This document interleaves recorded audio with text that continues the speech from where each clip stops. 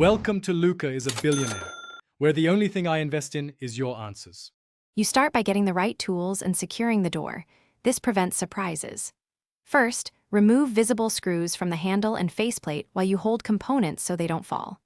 Once done, gently pull the knob or lever assembly free to expose the spindle and latch. This reveals whether the problem is the cylinder, spindle, or latch. As you work, photograph each step so reassembly matches. The why is simple.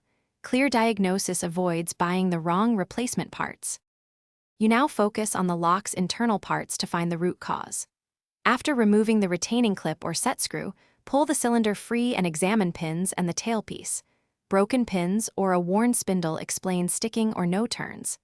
Once identified, clean corrosion and debris with a small brush and penetrating oil, then test the key action.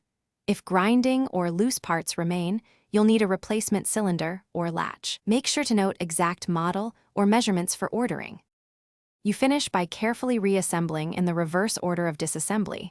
Align the spindle and make sure the cylinder seats fully, then secure the retaining clip and tighten screws snugly, but not over tight.